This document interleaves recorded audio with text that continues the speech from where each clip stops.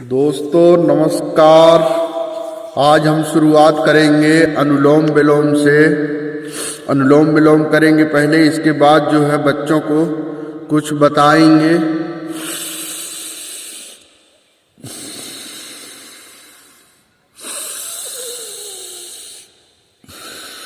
अनुलोम विलोम से ज्ञान का विकास, मस्तिष्क का विकास होता है, मस्तिष्क की शुद्धिकरण होती है और दिमागी संतुलन के लिए अनुलोम विलोम बहुत अच्छा है। कम से कम 5 मिनट पढ़ने वाले बच्चों को या जो दिमाग का काम करते हैं, व्यवसायी है, उनको 5 मिनट से 10 मिनट अनिवार्य रूप से अनुलोम विलोम सुख आसन में बैठ के करना चाहिए।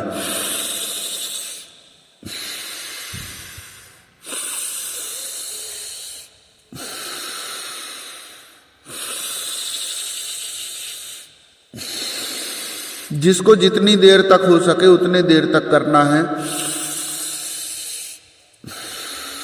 धीरे धीरे आदत बनती है, एकदम से आपको आदत में लाना पड़ेगा तभी कर सकते हैं। आधे घंटे तक कर सकते हैं, ये बहुत अच्छा है दिमाग के लिए। तो बच्चों को आज हम बात करेंगे कि विद्यार्थियों का व्यवहारिक ज्ञान, विद्यार्थियों का व्यवहारिक ज्ञान कैसा होना चाहिए। व्यवहारिक ज्ञान का मतलब होता है, सबसे पहले तो भाषा का ज्ञान होगा तो ही बच्चा व्यवहारिक ज्ञान का अनुभव कर सकता है। यदि भाषा का ज्ञान बच्चे को नहीं होगा तो वो व्यवहारिक ज्ञान नहीं कर सकता। व्यवहारिक ज्ञान का मतलब है उसके मन में जो चल रहा है उसको आदान प्रदान करना।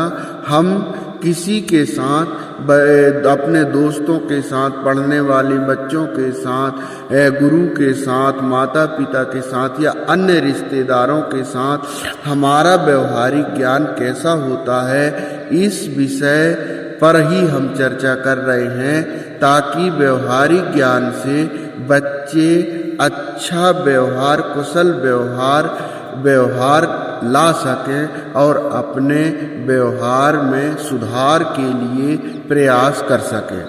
तो व्यवहारिक ज्ञान जैसे होता है, पहले तो आपको सीखना पड़ेगा कि सम्मान वाले भाषा शब्द कौन से हैं, हमें बड़ों के साथ कौन से भाषा का उपयोग करना चाहिए, आदर सम्मान की कौन कौन सी भाषाएं हैं। जैसे बड़ों के लिए हम सर बोलते हैं, आदरणीय बोलते हैं, आप बोलते हैं, माननीय बोलते हैं, श्रीमान बोलते हैं। ये सब जो है बड़ों के लिए उपयोग किया जाता है। छोटों के भी उपयोग कर सकते हैं। जब हम छोटों के साथ जैसा व्यवहार करेंगे वो निश्चित रूप से हमारे साथ ही वैसा व्यवहार करेंगे। अब छोटे बच्चों को जैसे हम बोल देते हैं, तू इधर आ, तुम इधर आओ, तू इधर जा रे, तू ऐसा कर रे, तू वैसा कर रे, तो ये तो बच्चा भी उस चीज़ को दिमाग में रखता है और फिर कभी ऐसी बात आती है, गुस्सा आती है, तो वो भी बोल देता है, तू कर ले, मैं नहीं करता, तू जा, मैं नहीं जाता, तुम आना, मैं नहीं जाता। तो ऐसा करके तुम का प्रयोग भी बच्चा करने लगता है। इसलिए बच्चों के साथ भी हमें आप शब्द का प्रयोग करना चाहिए, आप भाषा का प्रयोग करना चाहिए। जब हम छोटों से व्यवहारिक भाषा का अच्छा व्यवहार करेंगे तो निश्चित रूप से वह बालक, वह छात्र श्रेष्ठ होगा, अच्छा होगा, वह विकास करेगा, चरित्रवान होगा।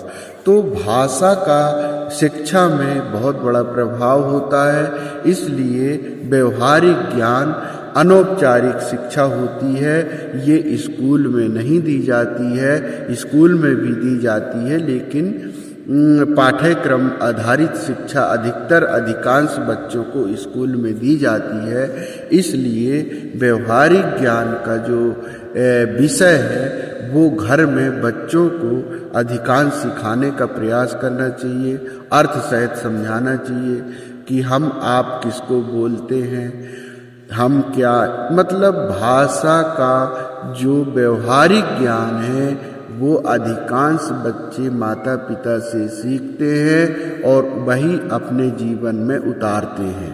इसलिए हमें बच्चों के सामने आप करके ही भाषा का प्रयोग करना चाहिए। गालियों का प्रयोग नहीं करना चाहिए या गलत भाषा का प्रयोग नहीं करना चाहिए।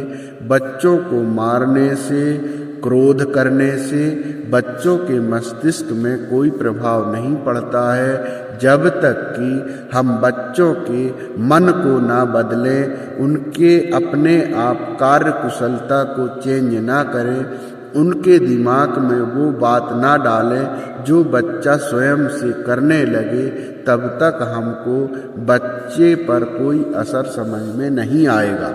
इसलिए बच्चे के दिमाग में आपको वो बात रखनी है, वो कैसे रखनी है, वो कैसे आदत बनेगा, उसको आपको प्रयास करना पड़ेगा। कई बच्चे एक बार में सीख जाते हैं, कई बच्चे 10 बार में सीखते हैं, कई बच्चे 20 बार में सीखते हैं। तो ऐसे बच्चों के सीखने की प्रक्रिया होती है, सभी बच्चे एक से नहीं होते हैं। तो हमको बच्चों को सिखाने के लिए प्रयास करना चाहिए, ताकि बच्चा जब व्यवहारिक ज्ञान अच्छा होगा तो वो कुशल नेतृत्व का बच्चा होगा, वह अपने जीवन में अच्छा विकास कर सकता है। जब बच्चा बोलने लगता है 1 साल से 3 साल के बीच में, इसको जितना आप रोपित कर देंगे उतना अच्छा होगा।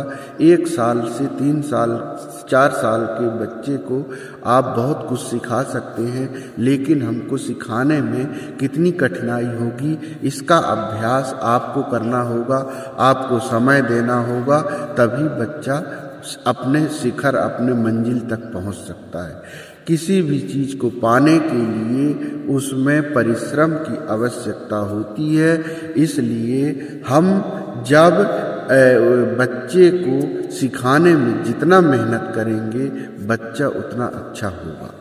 वास्तव में सीखने की कोई आयु नहीं होती है, विकास निरंतर चलने वाली प्रक्रिया है ना।